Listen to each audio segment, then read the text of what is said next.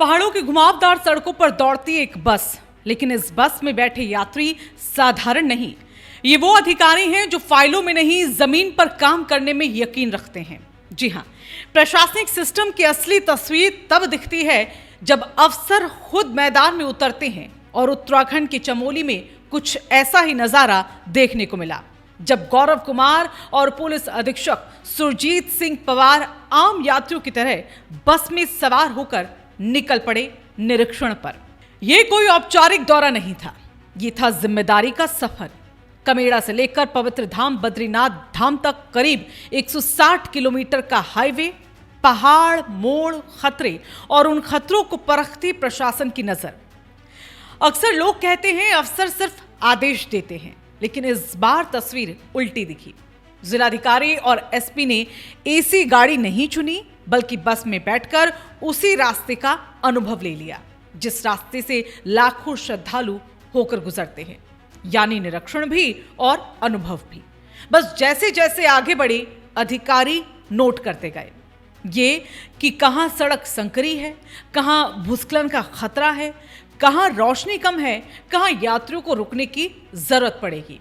और यही है रियल टाइम मॉनिटरिंग, यही है फील्ड गवर्नेंस। जिला प्रशासन ने यह साफ कर दिया है कि इस बार यात्रा सिर्फ परंपरा नहीं, बल्कि एक मिशन है। चमोली जिला प्रशासन ने सभी विभागों को इसको लेकर निर्देश दे दिए हैं कि यात्रा शुरू होने से पहले हर व्यवस्था पूरी तरह दुरुस्त की जाए। आपको बता दें कि साल बद्रीनाथ यात्रा की जो शुरुआत है वो 23 अप्रैल 2026 से शुरू होगी और इसके साथ ही शुरू होगा देश का सबसे बड़े आध्यात्मिक यात्राओं में से एक चारधाम यात्रा का महासफर। तो तीर्थयात्रियों के लिए सबसे जरूरी जानकारी जो होती है वो धामों के कपाट खुलने की जो तिथियां हैं वो क्या है, तो वो तिथियां हम आपको बता देते हैं।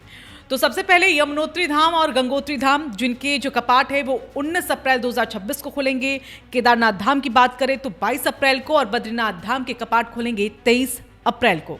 चार धाम खुलते ही उत्तराखंड में आस्था का सैलाब उमड़ पड़ता है और यही वजह है कि प्रशासन इस बार पहले से ज्यादा अलर्ट मोड पर है।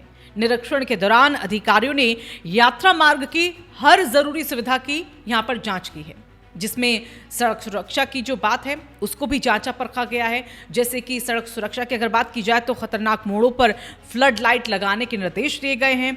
भूस्खलन क्षेत्रों से पहले चेतावनी बोर्ड दिए गए हैं। संवेदनशील जोन चिन्हित करने के आदेश भी यहां पर दिए गए हैं। इसके साथ ही जो निर्माण कार्य हुए उनकी समीक्षा की भी जिम्मेदारी दी गई। हाईवे पर चल रहे निर्माण कार्यों का मौके पर निरीक्षण किया गया और निर्माण एजेंसियों को समय सीमा के भीतर ही कार्य पूरा करने को कहा गया है। और इसके साथ ही प्रशासन ने अतिक्रमण पर सख्ती की है। अधिग्रहित भूमि पर यदि अगर अतिक्रमण पाया जाता है तो कार्रवाई के निर्देश भी यहां पर दिए गए हैं। इसके साथ ही मलबे को हटाने के आदेश दिए गए। दरअसल पहाड़ी रास्तों पर पड़ा मलबा यात्रियों के लिए सबसे बड़ा खतरा हो जाता है और इसलिए इसे तुरंत ही हटाने के निर्देश यहां पर दिए गए हैं। और इन सब कार्यों की जो जिम्मेदारी है वो मुख्य रूप से राष्ट्रीय राजमार्ग निर्माण एजेंसी NHIDCL और साथ ही संबंधित जो विभाग है उनको सौंपी गई है। चारधाम यात्रा सिर्फ धार्मिक नहीं बल्कि लॉजिस्टिक मैनेजमेंट की भी एक बड़ी परीक्षा होती है और इस बार प्रशासन ने यात्रियों की सुविधा को प्राथमिकता देते हुए कई अहम व्यवस्थाओं को सुनिश्चित करने के निर्देश यहां पर दिए गए हैं, जिसमें हम आपको बता दें पहला पेयजल व्यवस्था को लेकर, शौचालय की सुविधा को लेकर और सबसे अहम स्वास्थ्य की सेवाओं को लेकर, साथ ही रजिस्ट्रेशन की व्यवस्था, तो वहीं पार्किंग और स्ट्रीट लाइट के लिए भी निर्देश दिए गए। चारधाम यात्रा में हर साल लाखों श्रद्धालु पहुंचते हैं। पहाड़ों का मौसम, संकरी सड़कें और प्राकृतिक जोखिम भी, इन सब के बीच यात्रा को सुरक्षित बनाना आसान नहीं होता। एक छोटी लापरवाही भी बड़े हादसे में बदल सकती है। इसलिए इस बार प्रशासन का यहां पर फोकस साफ है, पहले सुरक्षा, फिर सुविधा और फिर श्रद्धा। अधिकारियों का बस से निरीक्षण सिर्फ एक विजिट नहीं बल्कि एक संदेश है। सिस्टम तभी मजबूत बनता है जब नेतृत्व मैदान में उतरता है। फैसले तभी सही होते हैं जब स्थिति खुद देखी जाए।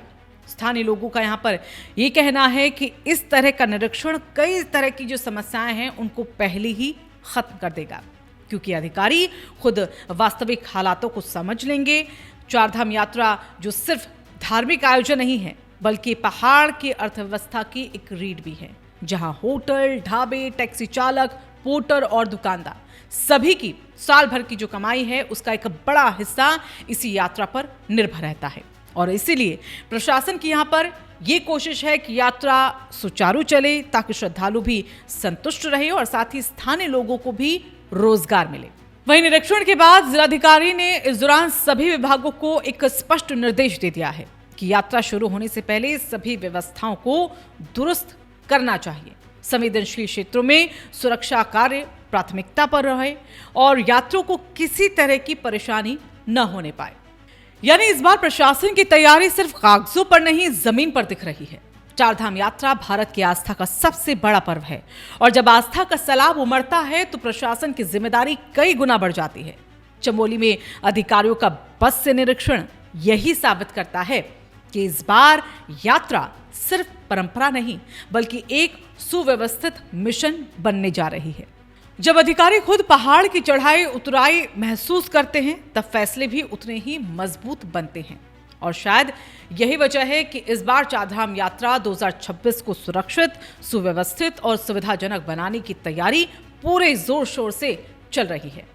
तो अगर आप भी इस साल चारधाम यात्रा की योजना को बना रहे हैं तो निश्चित रहिए, क्योंकि इस बार प्रशासन भी आपके साथ उसी रास्ते पर चल रहा है, उसी बस में, उसी सफर में। तो यात्रा पर जाने वाले हर श्रद्धालु तक ये खबर आप तुरंत पहुंचाइए। अभी लाइक करें इस वीडियो को और तुरंत इसे शेयर करें। साथ ही साथ राय शुमारी को सब्सक्राइब करना ना भूलें।